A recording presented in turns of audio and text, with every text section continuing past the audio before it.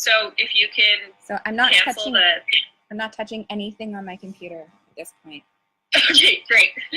So I will just watch the questions as they come up, and I will share them with everyone. This Facebook Live feed is also on, I already shared it to the event page as well. So thank you again. Sorry for all the technical difficulties and watching Andrea on her computer. We did not realize that we were live, so apologies. So, Eklanate, Dene Sotlane Ariel Tsaekwe Kushe, Duranje Betsy and Ini Hasli. My name is Ariel Tsaekwe Duranje, and I'm the Executive Director of Indigenous Climate Action. And I just want to thank you all for joining us today for this special webinar to discuss the upcoming visit by the UN Special Rapporteur on toxins. And we have with us today Danika Littlechild and Alvin Gachie, who works with the UN OHCHR, and they're going to discuss with us what this upcoming visit will entail and how you can get involved. And I just want to sort of reiterate that this is a really, really important visit. The UN bodies come to our countries, only every few years, and they do sort of a visit and a tour, which Danika will talk about. And so these visits only come every now and then, and there are lots of ways that people can get involved through making different types of submissions. And we really hope that your community or you as an individual will consider making a submission to make this as rich of a visit for the UN Special Rapporteur this year. So with that, because we've started so late, I would like to hand it off to Danika to introduce herself, as well as explain a little bit more about what this upcoming visit is. Okay, hi everybody. I'm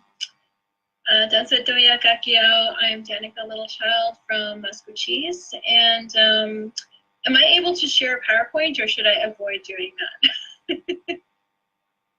You should be able Okay, to. so I'm going to share.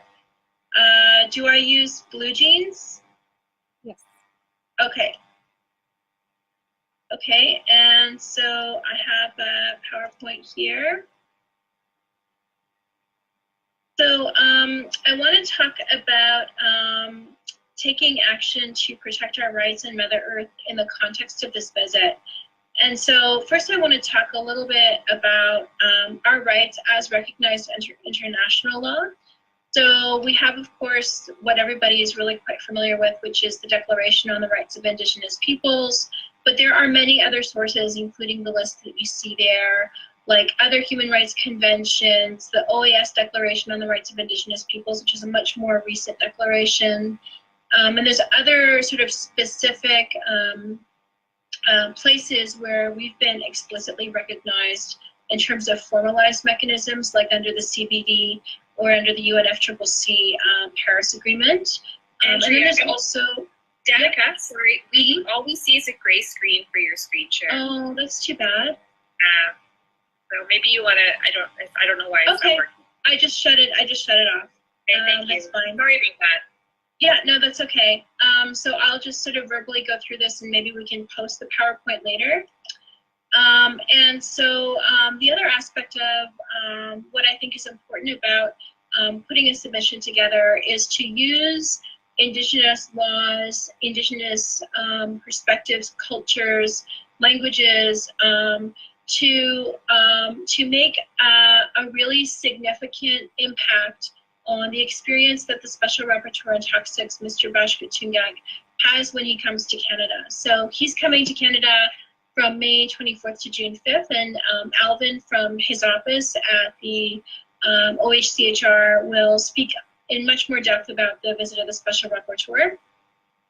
But I think that this is a really important opportunity because it's a chance for us to make a connection between our rights as they are expressed in our own laws, in our own legal traditions, as well as through things like the UN Declaration, but more importantly for many, through treaties, agreements, and other constructive arrangements, and to be able to make the connection between our rights as we perceive them, as we describe them, and our experiences in exposures to toxics and contaminants. So these could be things like pesticides, tailings ponds, mercury contamination, contamination from legacy contamination, as they call it, from old gold mines, or new developments that are resulting in extreme contamination. And these types of toxins or contamination impact our ability to be who we are, first of all, in terms of exercising our own identity and our own lifeways and our own laws and our own perspectives, and be able to assert our rights and to exercise them without being criminalized for it. But also, it's also about sort of ensuring that there is a space made for the assertion of rights of Indigenous peoples in the context of the work that's ongoing in environment, whether that's in Canada or internationally. And one of the challenges that we've always faced is that when our rights have been brought into conversations about environment, about contamination or toxics or pollutants, oftentimes our rights are minimized or reduced to a level where we aren't able to assert them very well. There's only these small little spaces that we have to fit ourselves into. So for example, some of these bodies will say, well, we want to hear about traditional knowledge, but what they really mean is like a small, tiny snapshot of what we know about one specific place or space or one specific plant or whatever. And then that's all they want from us. And we're not able to assert the fullness of our experience and rights related to that environmental impact. And so part of why we want to ensure that lots of people make submissions is that we know that there are barriers to being able to assert rights of Indigenous peoples in the context of contamination or pollution or what have you. And so this is an opportunity to make those connections, not just for the Special Rapporteur and the United Nations, but also to put it on the record so that Canada has something to be accountable to besides, you know, what they say, their side of the story about, like, for example, take Grassy Narrows. They're going to tell the Special Rapporteur a story about how they've taken all of these initiatives and they're going to be making this health center and they're going to be doing X, Y, Z.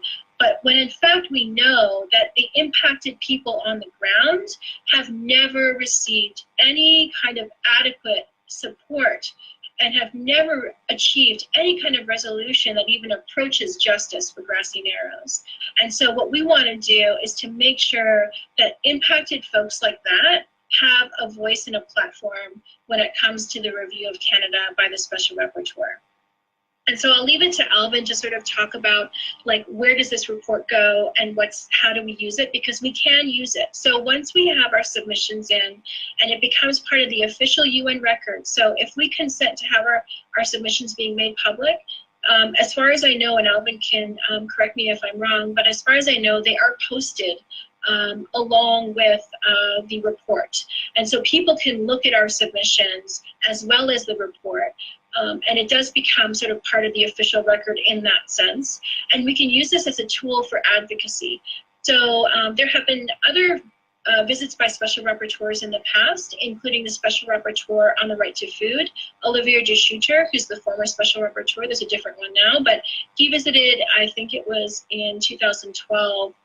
And his visit had a huge impact. At that time, Harper regime was going on, and there was an enormous amount of Indigenous engagement in the visit of that Special Rapporteur to talk about things like food sovereignty, food insecurity, the fact that our traditional food sources were being contaminated by things like the tar sands. Like, the environmental assessment for those developments claimed that they would never impact sort of faraway places or other aspects of environment, when in fact, like, community-based monitoring demonstrated that there was like arsenic, mercury, selenium being found as far south as like just north of Edmonton, you know, which is like hundreds of kilometers away from from the developments.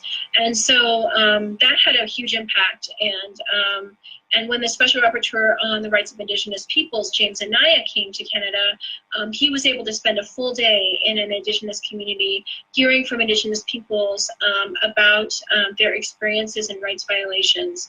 And so this is really a chance to tell this Special Rapporteur, who has some experience working with Indigenous peoples, about what the reality is on the ground and how people are actually being impacted by existing developments, past developments, and proposed developments.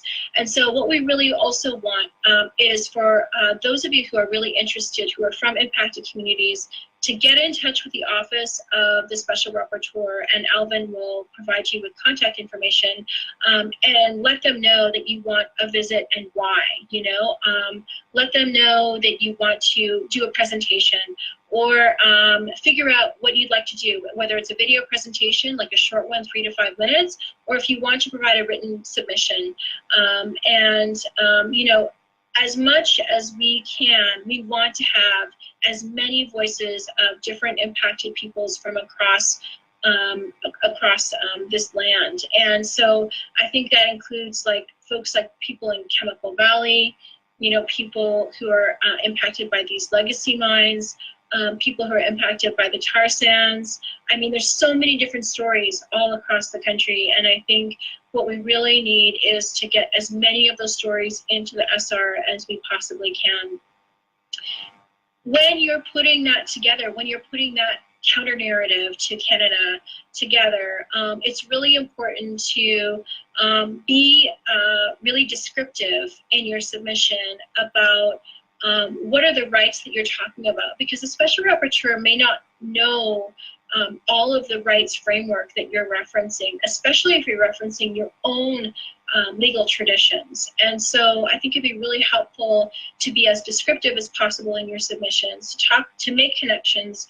So for example, if you're going to talk about, like a treaty right to health, and you want to talk about like a right to a healthy environment, that may be connected to some of your Indigenous laws and things about like what our relationship to lands and waters has to be in order for health to exist, in order for wellness to exist, and then connect that to other rights that are articulated, whether that's under treaties, and then tying to the UN Declaration on the Rights of Indigenous Peoples. For example, Article 29 talks about that there shall not be any storage or disposal of hazardous wastes on the lands of Indigenous peoples, and we know that happens all the time. And so if we can tie all of these rights together and show the Special Rapporteur really what our experience is and the limitation of the existing protections, we know that existing protections are insufficient. We know that most environmental laws were gutted under Harper and have not had any change under the current Trudeau government. And we know that we have seen a total empowerment of our rights as described in our own legal traditions. And that's what we can elevate, that's what we can lift up, to say that we have laws that come from our own identity, our own existence, that can help us, but we need that kind of protection and support to make that happen. So I'll maybe hand it over to Alvin so that he can talk and there can be time for questions. So I just want to also just sort of, before we invite Alvin to speak, I just want to say that, you know, a lot of what Danika is talking about is we, as Indigenous people, we exist sort of on the sidelines of a lot of environmental racism in this country. A lot of our communities exist beside or adjacent to or downstream to major industrial development that many of our communities did not give our full consent to. And so this isn't just about highlighting the impacts to our community, but it's also about that connection to our rights as Indigenous people, that we're not just bearing the brunt of the toxic contamination, but we're also bearing the brunt of the fact that these lands that are utilized for industrial development, that are becoming environmental toxic waste hazards, have also been taken away from our communities without our consent. And it's really, really important that we tie those narratives into our own submissions for this, because it isn't just about one issue or another, it's about all of them. And sort of the last point before I invite Alvin is that, you know, our organization, we're Indigenous Climate Action, we're talking about toxins. And I just want to draw the narrative that toxins are a byproduct of industrial development, and most of these projects that are sort of the biggest offenders to toxic contamination are also some of the biggest offenders to climate destabilization. From the tar sands to deforestation to fracking to, you know, sour gas, wet mining to mega hydro development, which is causing, you know, increases of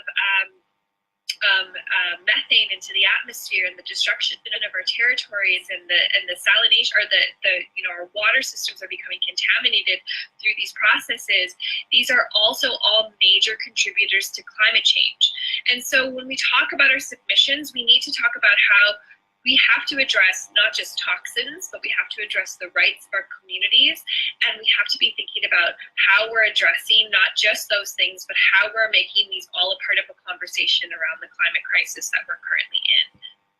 And you know, it's complicated, these UN mechanisms, and we're so honored to be able to have Alvin join us today to give us a little bit of an overview of like what these UN mechanisms means and what it means to make these submissions.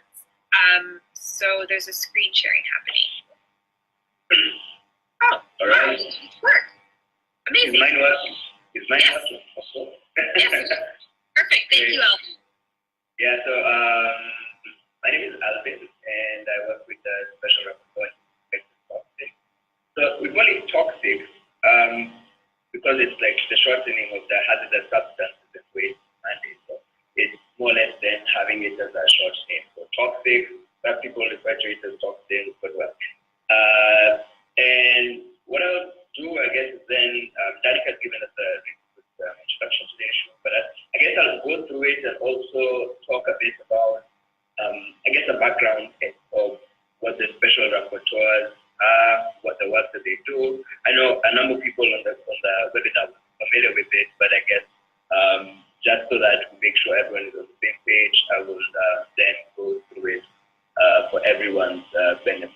So I picked out this excerpt from a statement by Maskwacis, the current Special Rapporteur, when he was addressing the UN Permanent Forum issues last year. So he said, for decades, the mandate has reported on impacts of pollution, and hazardous substances and waste are present in their lands, territories, and natural resources, not because of the decisions they have made or participated in, which is what then we've just been told right just before this. And there's also then pervasive abuse and disrespect for individual and collective rights. So you find then a piling of the rights violations, and concludes in that aspect by saying that Indigenous peoples are on the wrong side of the toxic divide. So this is just, I guess, to highlight that the Special Rapporteur has had an interest in working on the rights of Indigenous peoples, and it forms part of his work and continues then through this country visit to examine the various rights violations that occurred. And so this is just an overview of what then the presentation will look like. I'll skim through a bit parts on the parts 1 and 2 because then it's just, I guess, to give a picture of the country visit and the special procedures mechanism and how it operates. And then I'll dwell more on 3 and 4, which is the call for submission, how to make a submission. And then after that, then we'll go to questions and answers. Then people, I guess, if you could just post any questions that you have on the page, or then I guess we'll get back to you on that. So we already said that the Special Rapporteur will be carrying out the country visit from the 1st of May to the 5th of June. And the special procedures of the Human Rights Council, the independent experts were appointed to deal with particular issues. And so they're divided into thematic, special procedures mandate holders, and country mandates. And in total, there are 44 in thematic. And for this particular mandate, the Special Rapporteur on Human Rights and Toxics, it was established in 1995, and it was established as the more illicit transfer and of hazardous substances and waste. And so it was on more or less trafficking of toxics. And so it came to be known as a toxic waste mandate. But later on, then it was expanded not only to consider the issue of illicit dumping of waste, but also the full life cycle approach of chemicals. And so then it was bestowed the name of the human rights implications of the environmentally sound management of hazardous substances, which then is easier said as hazardous substances and waste mandate or the toxics mandate. And so how then the Special Rapporteur was presenting reports to the Rights Council and the General carrying out country visits such as this, country visits to Canada, and communications of race statements. Communications is a big word to say letters addressed to governments and civil society, through civil society submissions, which then the SR writes to government and the private sector workers, actors, and then addresses particular issues on them, and also holding consultations. And the current mandate holder then works on conducting research, undertaking country visits, and then the letters to government, which then what is called the communication. So what are country visits? It's visit then where the Special Rapporteur and its mandate holder then goes to a country to assess the human rights situation in a particular country at the national level. So say in Canada, then you would be looking at the national level and the relationship with at the different levels of government, be it federal, provincial, territorial, and also then the local government, the relation with the people. And then also then meeting with these representatives, NGOs, victims, so individuals, and UN and other IGOs, and also the press. So at the end of the visit, then the rapporteur will have a press conference and an end of mission statement. So I guess at this point I could jump in and also add that your feedback that we receive from the different stakeholders is very important, because then it forms what it can, how do I put it, it can inform the Special Rapporteur on what the recommendation, what would he be calling the government to take a look at, what would he be have as recommendations in terms of how the situation could be improved. So it would be very helpful also if as then you're preparing the submission, you could also think of, okay, these are the violations, then this then is how the situation could be changed. So in terms of sample recommendations from your perspective of what you think should change would also be very helpful. And then that country visit report is presented to the Human Rights Council. So as Danika said earlier, then it can form a really good basis for advocacy work on the ground, both with raising the issue to the government and also then from within in Canada and in your work, you could then use the recommendations of the Special Rapporteur in the final report to bolster the calls for changes for better protection, right? So this is just a tweet from Bashwood when he was informing everyone that the country visit is coming up. And so then, yeah, there's a call for submissions, which is available. I just saw it also on the event on Facebook. There's the link to this, and it's calling on all people, all interested individuals, so it's also health impacts of the extractive industries, chemical industries, and examples abound. So there are very many such situations, and I guess then one thing would be, especially I believe most of the people on the call are people who are in Canada, but also then the impacts of businesses abroad and how then Canadian businesses are involved in various projects outside the country, which is also part of the focus that we have in conducting the business. And the link then, as has been said, it's important also to bring the link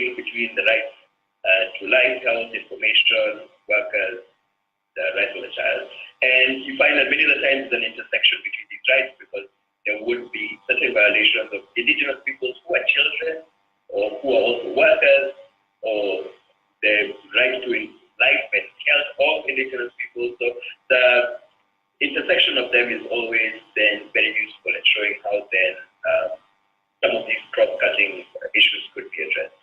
And also, what other priority environmental occupational concerns like raised with the Special Rapporteur. And that could also include more, it depends on then the capacity of how much you would like to offer, because there's some people who might see the submission in terms of the legal framework and how they need to change it. But also there's the real life stories that we also want to hear. What's happening in your homestead, what's happening in your direct community, and not necessarily then doesn't necessarily need to be like a very complicated submission. And also contacts. We're also very happy to hear who would like to meet the Special Rapporteur, so that then we can look at how to put together the consultation. Because the idea is because the Special Rapporteur will be going around different parts of the country, to hopefully then put together consultation in various parts of the country, from east to west. So if there's contacts of people that we could get in touch with to talk about how to put together their joint consultation in certain areas, that would be very helpful. Quickly then just move to also mentioning that the Special Rapporteur is also preparing a report to the UN Permanent Forum on Indigenous Issues, where at the 16th session in 2017, the forum invited him to present a review of chemicals and waste convention. And last year, then in 2018, prepared an update to that. And on this forthcoming session, I just saw on the Facebook group that Andrea Carmen mentioned that she would be able to join the call, but there's a consultation that will be organized in New York with the Special Rapporteur, where he's going to prepare a further update to the Permanent Forum to update on the process and how far he's gone, and also a consultation for further input and discussion on the draft that so that will be in New York. We're looking at around the 28th of this 25th, I think 25th, 26th, but more updates will come on that. And the idea then is to present to the 2020 Permanent Forum and also to the General Assembly on this issue. So the submission that you present to the Special Rapporteur in the context of this Canada visit will also be very helpful to inform the Special Rapporteur for the Permanent Forum Indigenous Issues presentation, and also to the General Assembly presentation. And it's interesting if you look at the Permanent Forum question, which on the website and the link has been shared, that this is a good basis that then you could form to have your submission. If then you would like to follow a certain guideline, this would then help in structuring your response, which is that is your Indigenous community suffering these adverse impacts? What's describing in detail what is going on, and also bringing out the impact and describing whether the government is implementing the right to free, prior, informed consent. And there also, apart from government, also companies and how the companies are involved, and whether you've tried any action and what have been the results, and whether it's been compensation or not, in terms of right to an effective remedy. So all these would be important if you put in a submission. But then again, not to scare everyone that it's not necessarily supposed to be 10 pages, and we're just about to get to that. But it's any submission that you would like to give, a one-pager where you just want to tell your story, what is happening to you, whether it's a video that you would like to record and to send to us. And we just request if you could please send it to us by 15th April so that as we're scoping out the issues, we have it clear on the particular areas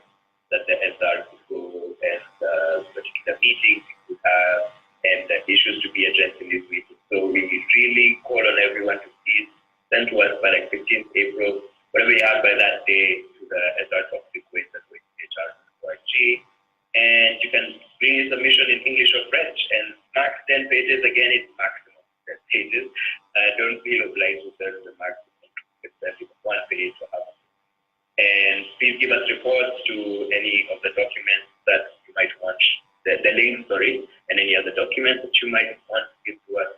And please indicate that it's for the Canada country, so that then it comes into a generic email, then we can sort them out. And in terms of confidentiality, the Special Rapporteur receives the documents in the submission and would normally use them just for the preparation of the report and preparation for the visit, and would normally not disclose like this prepared the submission, but just come to David, bring up the issue with the government or with the company and say that information has been received about KB, but not necessarily link it to a particular submission. And so if you would like for the submission to be made public, please indicate, like just let us know, I would like my submission to be made public. So then with that, all the submissions that are made, we would then put them up on the special page that we would put up for the visit after the visit. And it will be available online. So again, this will be helpful in terms of advocacy for organization. Some people who might not be very open into us revealing your identity, just indicate that this is confidential and we'll have no problem. But the rule is that everything we receive will be confidential unless you let us know that you would like it to be made public. And yeah, that's it. So thank you very much. The email is hazardous.OHCHR.org. You can write to me directly if you like. That's Gachie@OHCHR.org. If maybe you'd like to give more information, or you'd like to just have a private conversation about the visit, and then pick it up from there. Look at the Special Rapporteur's Twitter @Toxic. And here's a link to the OHCHR website for the Special Rapporteur. It's on the full site, so I've just put this shortened clip for it. And voila, I have reached the end of my presentation. And thank you very much, everyone. And I've stopped sharing. Thank you so much, Alvin. You know, I think the one sort of downfall of the screen share is we didn't get to see your face while you were talking. So yeah. In the Facebook world, everyone just saw your presentation and not your face. So maybe you can take a moment to just say hello to everyone, because now that you're speaking without your screen share, people can see you. So that's good. Because I've stopped sharing this screen, so I guess everyone can now see, hopefully. And yeah, so that's it. Yeah, hopefully then everything is clear what the presentation is in terms of how to put in the submissions. And yeah, we're looking forward to hearing what everyone has to tell us about the visit, and glad to respond to any questions that anyone has. Otherwise, maybe by email later on, if anyone wants to ask questions. Yes, so I just want to reiterate, we do have one question here is, are there templates or previous submissions available for people to view, is one of the questions that's coming. Okay, so yes, there are not necessarily templates, because the idea is that everyone has a different way of bringing their submission. So we don't have a fixed way of bringing in the submission. So if you would like to see what the other people have given in, you just write one, you just write given in an email and just write the text and send it. What we have for previous reports, say different NGOs that have submitted reports, which then are pretty lengthy in terms of the submission. So we could share the link, I guess, afterwards. We could share some of the helpful links with the site on the page. And that could include then what the previous submissions look like, which are already public and are on the website of the Special Rapporteur for the different visits. So we could share that, but just disclaimer, there's not any fixed format. Like just write to us like an essay, like an email, or how you tell a story to someone, just so that then the SR can have a better understanding of the issue on the ground. And that's it. It's just tell us about the issue and what you would like to get done and how you interact with that. Yeah, so the really great thing, that question come from Matthew Behrens. You know, I think Matthew and Frida and others, you know, Calvin Wakon from Mikisew Cree, you had talked about, you know, there's a lot of people talking about making submissions, and it doesn't have to be really, really long and super technical. As Alvin just said, it could be a story. And the really, really great thing is that Danika did a really great, wonderful job of reaching out to the rapporteur to see if they would submit, or at least their aides, to see if they would accept video submissions. And so this is where I'd really like to sort of talk to folks about, because as Alvin stated too, all of the submissions are confidential unless otherwise stated. So if you would like to make either a written or a video submission that you would like to be shared out more than just to the UN Rapporteur, but that you would like to make public, Indigenous Climate Action would really like to help make that public for you. So if you have a video submission and you'd like us to share it online, we will create a channel for the submissions to the UN Rapporteur, and we can upload the videos. If you have documents that you'd like to share, we can also create a little bit of a file folder of those documents that people can read as well, if you would like to make them public. So if you're interested in that and you're going to make a submission and you'd like some amplification of that submission to just not go to the rapporteur, we would love to help. And those questions and guidelines of how to move forward and make a submission, we will be sending out an email as well to help sort of outline this process, and we can share Alvin's PowerPoint and Danika's, which we didn't get to see as well.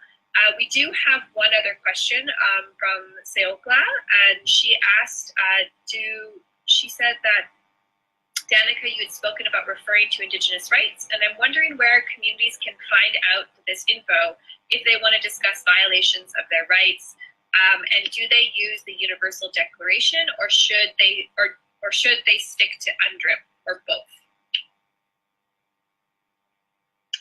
That's a great question. A lot of the instruments that I referenced in my PowerPoint are available online, so you could pretty well just type in the title of the instrument and it should pop up on Google. Basically, it's sort of a process of going through different instruments, whether those are human rights instruments or whether that's actually the UN Declaration on the Rights of Indigenous Peoples, and finding the most relevant rights that relate to your experience. So you would probably want to put together sort of your lived experience plus whatever laws that you'd like to talk about from your community, and then add in things like treaties, agreements, whatever else, and then plus sort of the international law piece, which would be looking at the UN Declaration and finding out which rights you think relate to your experience, whether that's the absence of free, prior, and informed consent, or the storage of hazardous waste without FPIC, or violation of treaties. You can find all of those rights in the UN Declaration. And then, as I mentioned, there's all these other rights that exist that we are also entitled to within human rights instruments and multilateral environmental agreements. So these are things like, the right to be free from racism and discrimination. And if there are, some discriminatory aspects of how laws are being applied to you in your situation, it's worth it to sort of reference that convention, for example, or talk about the rights of the child, the Convention on the Rights of the Child, and the impact on children in your community of contamination or pollution. And one of the challenges that I think we face in Canada is that there's been so little data generated about really what we have experienced when it comes to toxics and pollutants and hazardous chemicals. So I'll give you an example. So I'm from Maskwacis, where we used to have a lot of oil and gas development. All of those old pipes are still in the ground. They're contaminating aquifers. We've got fracking developments close by our reserve lands. And then also we've had sort of unregulated pesticide and herbicide use that's been happening because of land that's been leased to non-Indigenous farmers who come and use our land to farm and grow crops. And because they have no requirement to inform us, we have the right to information under international law, but in Canadian law, there's no regulation saying that they have to inform us as to which pesticide they're using. And so we have no idea how ongoing pesticide use, combined with our contamination from past oil and gas developments and ongoing fracking is actually impacting the health and wellness, not just of the lands and waters around us, but of our own selves. So this could be impacting reproductive health. It could be impacting the ability of children to properly develop.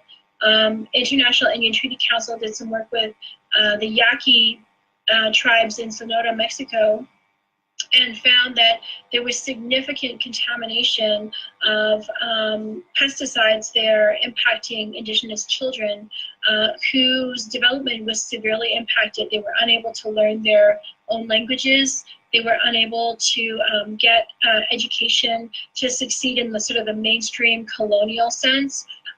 They were unable to progress past a certain point because their development had been so completely impacted by exposure to hazardous chemicals, which was never, there was never any justice for them for decades and decades.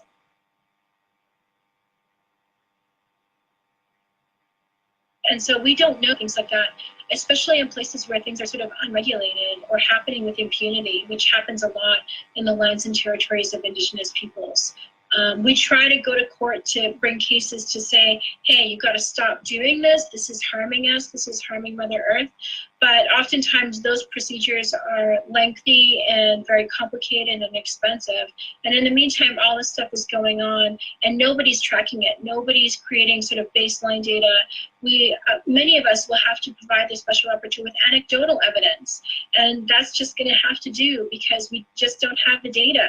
Nobody's tracking it. Nobody's going in and trying to determine what the impact of the tar sands might be on childhood development or reproductive health. We need those studies to happen. And to do that, we need to shine a better spotlight on things. And this is one of the ways we can. Yeah. Those are some really good points, particularly around the difference between like anecdotal evidence and scientific data. I do feel like, ICA has been in this long process of engaging with communities and discussing like the impacts of climate change on their communities and how they're experiencing climate change. And I, recently stumbled upon a quote from somebody during one of our sessions, and they said that science is all about observation, and Indigenous people are some of the best observers, and therefore we're some of the best scientists. We just don't house and create data banks of our information in the same sort of empirical written word sense, but that doesn't make our information any less valid. So I just sort of wanted to pull that out and recognize that all of these things are linked together. We do have a question that I think is really pointed for Alvin. So Matthew asks again, does the rapporteur consider whether domestic remedies have been exhausted? And can a community submit more than one submission, given there's so many complexities and diversities of issues, sometimes in one single community? All right, thank you very much for the question. So the special rapporteur doesn't consider whether all the levels of education have been followed. So no, there's no requirement for exhausting the local remedies. What has been happening, in fact, is that there's many instances where, as we mentioned earlier, because of only anecdotal evidence available, then it's difficult to take action, and so it's therefore very difficult also in terms of exhausting the local remedies. And so in that case, the special rapporteur just wants to hear the story as it is and what has been happened. So there actually is no requirement even for any action to have been taken. So just pointing that out. And then the second part of the question separate submissions, then yes, of course, because it would be helpful if they are organized in terms of different sessions depending on the cases. We though would advise if we could please be less than 10 pages. The idea is that because then we would have various submissions being received from different parties, and because of the volume, it would be better if there could be like one size just like outlining what the issue is, and maybe 1 page, 2 pages per case. But it's just like me thinking out loud. But yeah, if they are then in total not going to come up, then I think I would be looking forward to having as many responses as we can. Great. Thank you so much, Alvin. So Matthew, yes, go ahead, submit a couple different submissions. If you're going to submit multiple submissions for one community, remember, just try and keep them short and concise. And so Emily Guevara asked around, she states that UNDRIP is flashed around a lot by Canadian politicians and media, but isn't upheld or legally binding as far as I understand in the Canadian legal context. What else needs to happen to make UNDRIP legally binding? And I think maybe that's a question for both of you. And it's a big question that's a little bit outside of this, but I thought it was a really interesting question. I thought I would want to bring it to the table. Danika, be my guest. Okay. Yeah, it's a huge question, and I think actually that the UN Declaration, with or without being passed into law in Canada, is in fact binding on the Canadian government. And the reason that I say that is because Canada has undertaken many international legal obligations by choosing to become parties to many human rights conventions, as well as multilateral environmental agreements, like the Stockholm Convention on Persistent Organic Pollutants, for example. And so when Canada has ratified these sort of, in the UN system, these conventions are legally binding, and Canada has to face consequences for not living up to its obligations under those conventions. And so what happened well before Canada said that they wanted to endorse the UN Declaration was that the treaty monitoring bodies for these other human rights conventions, for example, said we're just going to use the UN Declaration as the lens through which we understand Canada's legal obligations under our convention. So, for example, the Committee on the Elimination of Racial Discrimination used the UN Declaration as the lens to understand Canada's obligations under that convention. So that related to things like access to clean drinking water or healthy water, missing and murdered Indigenous women, all kinds of stuff. And so, arguably, the declaration is binding already because it's broadly used as the lens for other legal obligations that Canada holds internationally. As far as domestic law is concerned within Canada, basically the UN Declaration was being used by courts also well before Canada's endorsement of the UN Declaration. So there are many, many examples of judges accepting the UN Declaration as one of the standards on which to measure rights violations of Indigenous peoples within Canadian provincial and territorial courts. And then recently, of course, we've seen the development of the private members bill put forward by NDP MP Romeo Saganich, which proposes to essentially make the UN Declaration incorporated by reference into Canadian law, which is sort of a formal approach that's done with other international instruments. It's not unusual for Canada to do that with international law. But the important thing about that bill to know is that it does a few new things. There's a few things that it doesn't do much new besides, like, say that they're going to have a national action plan to implement the UN Declaration that Canada's going to put together, and then also that they have to do some kind of reporting, so a kind of report card on how they're doing on implementation. So those are the two new-ish things that I have found in that bill, but otherwise it's just really about implementing the declaration. And so the declaration, as you may be aware, is sort of a set of what's considered minimum standards. So it's the floor, not the ceiling, in terms of rights of Indigenous peoples. And one of the common misconceptions that I think has actively been promoted by governments in Canada has been that the UN Declaration is what they call aspirational, which actually it's not. It's not intended to be standards that we aspire to achieve. They're called minimum standards within the UN Declaration, meaning that they are the minimum to which we should expect, to which we are entitled. And so I think that's a really important aspect to understand about the UN Dec. And in terms of, making it binding, as with most laws, you need to assert your rights under those laws and to talk about what you think the content of the law is. So, for example, the UN Declaration articles were not intended to be exhaustive in terms of describing what the content of a particular right is. So when it comes to something like free, prior, and informed consent, for example, there is no objective standard that's universal set for what FPIC actually is and how it's exercised and what it looks like.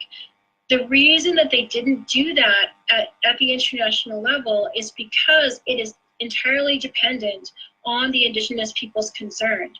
So what are the actual processes that you need as Indigenous peoples in a particular impacted area to say that you actually had something, you gave your consent? What does consent mean to you? It doesn't have to mean the same thing to everybody. What does consent mean to you? So did you give it freely? Was it done before anything happened? What does that mean? It depends on the project. What does before mean? And was it informed? Did you have all of the information that you required? And that can also be set by you. It doesn't have to just be information from the proponent of the project. It could be information that you need to collect within the context of your own system, within the context of your own community, in order to be fully informed about a particular decision. And so there's a reason that the articles are not super comprehensive and descriptive. It's because we're supposed to define the content of those articles. If we wait for Canadian courts to define them or Canadian governments, we're going to be in a lot of trouble. I think we need to set our own content. We need to describe our own content. We need to fill the cup and not let somebody else fill the cup for us. And that's sort of part of what is exciting about this type of exercise of putting a submission in, is that we get to fill the cup on what rights we want to describe and how we want to describe their content. So if we want to talk about like the right to how toxics or contaminants have impacted our right to food, we can describe within our own context what we think the right to food actually is and how these things have impacted it. And so I think that's what's really exciting about this opportunity. Yeah, I do want to be conscious and cognizant of everyone's time this morning. We did start a bit late, but we are sort of hitting that hour where we started. There was, I think, just sort of one sort of question, and it wasn't really posed as a question, but I've seen a couple people sort of make statements about wanting the Special Rapporteur to come to their territory or their community. And I just thought maybe, Alvin, is there a way to make a request to have the Special Rapporteur visit a certain area or region? And is that separate from the submission, or would it be something they put into the submission? Okay, so it could be either way. Like, you could put it in the submission and be like, this is what's going on in our place and would really benefit from a visit. And also please include, like, if it's a particular case in your community where your community is based, so that then we can factor in the logistics, the actual logistics of how he would be able to interact with you. So it could be a separate issue, but also it would help if, like, as you're submitting the information, if you could just let us know where your community is and that you would like the Special Rapporteur to visit. The idea, what we're looking to do in the end is to have a series of consultations that are put up in central cities, so that then we can draw people from a number of the cities to come for the visit, for the consultations, and that then will allow the special rapporteur to have a large audience of people who have their various issues. So if in by sending where the issue affects you, then we can look and tabulate and see who to work with on a particular area, so that then we can have the consultations in some place that is near where you are. Because we only have, I believe, 13 days to cover the whole of Canada, and that then is it's going to be a lot of moving across. So we'll do our best then to, if you would like us to visit your community, then to let us know how exactly we could interact with you. The alternative then would be to send a representative to the consultations that then we'll be having in the area. Great. Thank you so much, Alvin.